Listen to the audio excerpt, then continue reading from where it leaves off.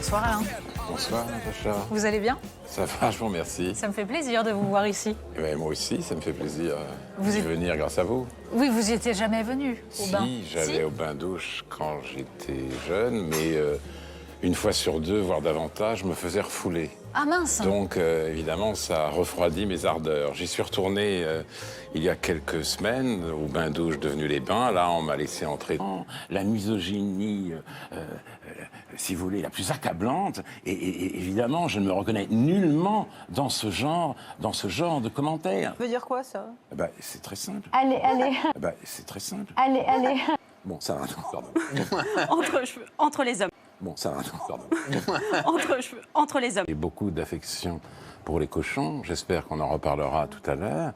On les admire pour l'argent qu'ils font avec leurs gros jouets criards. Et c'est peut-être aussi pour cela que j'aime les vaches. Je me reconnais en elles.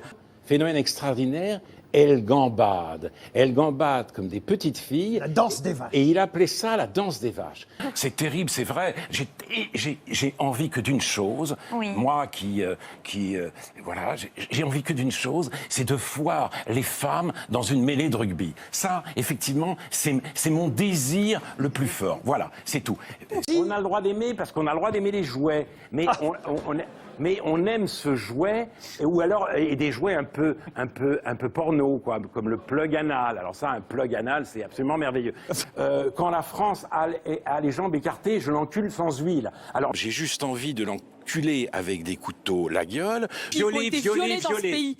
Voilà, Eh ben, c'est je le dis message aux que c'était hommes, pas violer grave. les femmes. D'ailleurs, je viole la même tous les soirs. Vous n'avez- Il y a le phénomène Soral Dieudonné qu'on devrait étudier. Quand on monte au cocotier, on a intérêt à avoir le cul propre. Comique, eh bien, de nous expliquer que les Noirs sont plus près du gorille que de l'homme en revêtant sur son visage un cirage noir et en faisant force de grimaces simiesques. Je me serais réjoui de la même façon, mais je pense que dans ce cas-là, tout le monde se serait réjoui avec moi. Il y a un Noir venu de la brousse, ridicule, mais gentiment ridicule. Il y a un arabe aussi ridiculisé, mais de manière gentille. Et il y a un juif qui s'appelle, parent d'élève, Blumenthal, qui est avare, arrogant, parce que précisément, il fait partie des puissants de ce monde. Et il est l'objet d'une antipathie sans limite. Imaginez une seconde un pitre identitaire, tradit ou d'extrême droite, décidant de faire un spectacle Yabon Ananas, si vous voyez ce que je veux dire, eh bien, De Gaulle, pour ces phrases-là, si vous voulez, il aurait la lycra et le mrap sur le dos. Et je ne pense pas qu'on puisse dire on ne fait pas d'omelette sans casser des œufs. Quand on casse des œufs, c'est très grave. Cette culture du grenier qui est au fond celle du Front National. Pourquoi il a dit ça? Mais en revanche, Vous n'allez pas m'emmerder, hein. à nuancer. Ah, vous allez voir.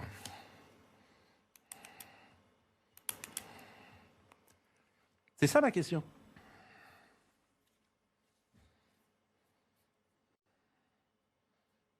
Monsieur Finkielkraut? Je vais répondre. Tout de suite, là? Ah bah Ça a oui. commencé? Ben oui, ça a commencé. L'émission a commencé? Ben, on est à l'antenne depuis 5 minutes. Mais, excusez-moi, je ne savais pas que l'émission avait commencé. Alors, Papy Finkielkraut est peut-être dur d'oreille. Ça fait partie des symptômes de la décrépitude. Oui, alors je ne sais même plus ce que je voulais dire. Donc, il est vrai que je ne sais pas fumer, je crapote. Pour les discriminations, c'est à se taper la cul par terre tellement c'est marrant. Mais la foule répondait à chaque fois, Alain Finkielkraut, ta race. Na Caroline Fourest, ta race. Donc, et le mouton a un profil humain, juif, arménien, secret, indifférent, bête. Voilà.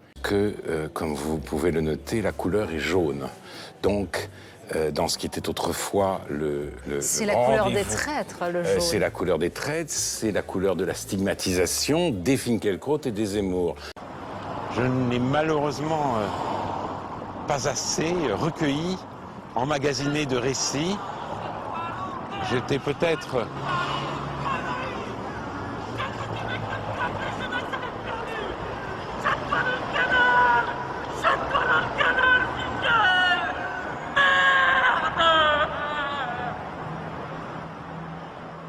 dit quoi? Jette-toi dans le canal. Non, mais il parlait. Est-ce qu'il m'a reconnu, vous pensez? Ah, vraiment? Il m'a appelé par mon nom? Il vous a insulté. Mais il a dit quoi? Il a dit sioniste, non? Jette-toi dans le canal, Finkiel. Finkel? Oui.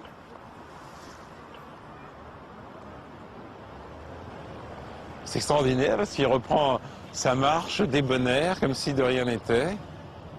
Compris, c'est pour ça que je vous interpelle. Bah oui, bah j'ai pas peur, je sais me défendre.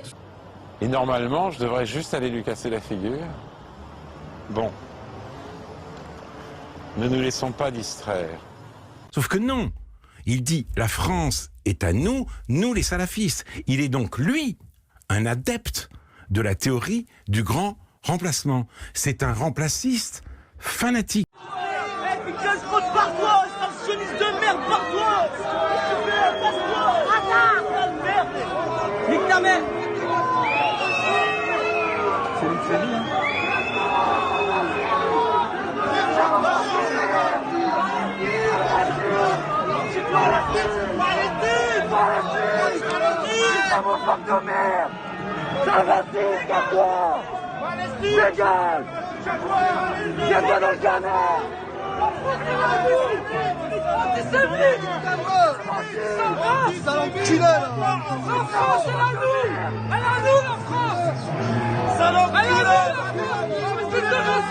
Espèce de haineux!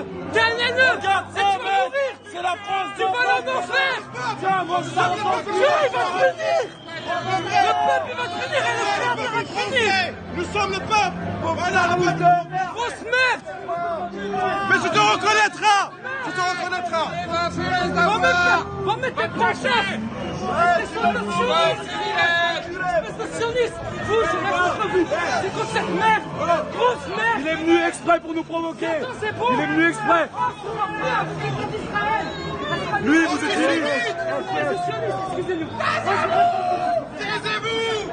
Des livres terre à terre, vous voulez les réduire, vous voulez sans cesse dévoiler mon vrai visage en disant il y a toute une poudre aux yeux citationnelle d'anciens cagneux, mais le noyau dur de ce livre, c'est abat les étrangers, foutez le camp, on est bien chez nous. Et je suis Charlie, je serai le profanateur suprême. Et il fait chanter Choananas à des foules qui viennent pour cela. C'est de la société française. J'ai été interrogé à brûle-pourpoint sur la Coupe du Monde féminine. J'ai fait la réponse que j'ai faite. Visiblement, c'est ce qu'on appelle dans la novlangue d'aujourd'hui un dérapage, puisqu'il existe un code de la route intellectuelle et une police qui sanctionne tous les écarts. Je vous remercie. J'ai allumé un incendie. C'est très pluraliste, c'est ça qui est bien. C'est une agora, mais effectivement, on sélectionne des gens. Hein. Ça, c'est génial comme agora. Je trouve que parfois ça vole bas. Bon, alors je dégage. Non. Mais lui, il n'est pas le bienvenu. Rejeté hors de la place sous les insultes de la foule. Laissez-le partir! Pauvre conne! Pauvre conne!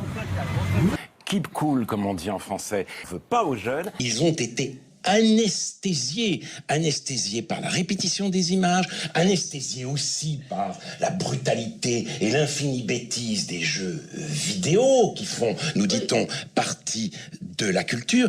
Mais j'en veux de cet usage extravagant, répugnant de la mémoire. J'en veux à Esther Benbassa d'avoir osé parler de rafle. J'en veux à Viviane Reding d'avoir osé parler de déportation de masse pour les Roms. Les déportés, ils allaient vers Auschwitz. Il a été financé. Est-ce que vous savez qu'il est allé à Auschwitz? Est-ce que vous savez qu'il est allé à Auschwitz? Est-ce que vous savez qu'il est allé à Auschwitz? C'est horrible ce que vous dites. C'est horrible ce que vous dites. Vous le savez il ou lui a pas? été financé un film qui s'appelle L'Antisémite. Tapez sur Google. Il lui a été financé un film. Et je m'en fous qu'il soit allé à Auschwitz. Je m'en fous. Là, ils vont vers un État indépendant et les Roms, ils y allaient en plus avec 350 € de prime. Ils s'indigneront quand? Mais enfin, Alain, mais enfin, ce qui m'inquiète, ce qui m'inquiète quand je vous entends, c'est que c'est honte. Si c'est une rafle. Non, personne si c'est une rafle, c'est absolument extraordinaire. Si c'est la chaise vide, alors voilà. On s'en débarrasser. Maintenant, moi, ce que j'aimerais, c'est interpeller Monsieur Finkielkraut. Déjà. Ouais, Quand très vous, mignon, quand vous citez, Si la on France parle- des années 30, Si et en on particulier parle- un individu comme Maurice Barrès, Oh. je me demande si vous vous souvenez de qui vous êtes et de Mais où non, vous venez. écoutez. Non, Écoutez.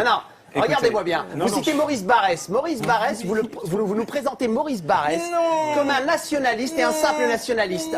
Alors que Maurice Barrès est un antisémite de l'époque qui a déclaré à propos de Dreyfus, parce que laissez-moi terminer, je vais vous dire un truc. Quand on finit votre... Ce monsieur est venu ici pour me régler mon compte. J'en avais un peu la crainte. Alors, je vais vous répondre. D'abord, je ne tiens pas à régler mes comptes avec LCI sur une chaîne concurrente. Ce serait, vous en conviendrez, Pascal nous sommes Praud, dans le même état particulièrement inélégant. Simplement, je voudrais dire ceci. Je n'ai jamais voulu défendre la transgression de la loi. Alors, on va essayer de répondre calmement. Je suis désolé pour le débat. Il ne s'agissait pas de mon livre. Je parle de Maurice Barrès pour dire qu'à un moment donné, le discours romantique de l'appartenance, l'importance donnée par le rôle donné par les romantiques à l'appartenance face à l'idéologie d'un homme des Lumières, conçu comme son propre fondement, eh bien ce discours... Non, laissez-le. Non, Abdelraouf Dafri. Tout sauf romantique. Abdelraouf Dafri. Tout sauf romantique. Abdelraouf Dafri, laissez-le terminer. Laissez-le pas terminer. possible. Non, laissez-le terminer. On vous écoute, Alain Finkielkraut. Il y a un moment, il y a un tournant raciste. Dans mon livre, c'est ce que je dis, un tournant raciste du romantisme. Ce tournant raciste, il est incarné par Maurice Barrès, qui précisément, dans l'affaire Dreyfus, dit que Dreyfus est coupable. Deux raisons. Non. D'abord, je vais finir. Je ne vous ai pas coupé, vous avez remarqué. J'ai une politesse totale. Je dis la première chose. Les autochtones, je ne sais pas comment les nommer. Les Français, les Français, les Français, les Français qu'on n'ose plus nommer de souche, le métissage entre Panthéon et mais non, c'est pas possible. Ça. Vous avez eu de la chance. Vous serez dans un village avec un clocher, vous serez bien, vous serez tranquille. Nous, on va devoir. Écoutez, arrêtez s'il vous plaît, parce que quand même.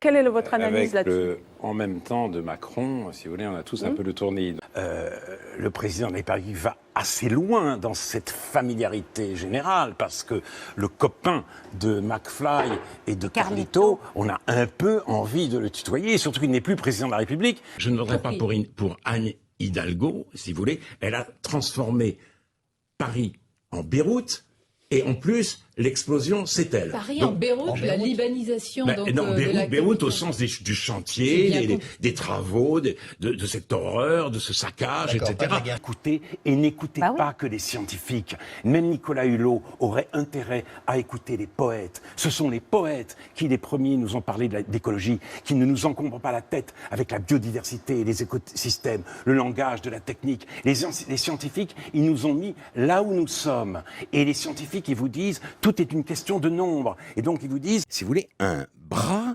enfilé dans le fond du fion du sionisme.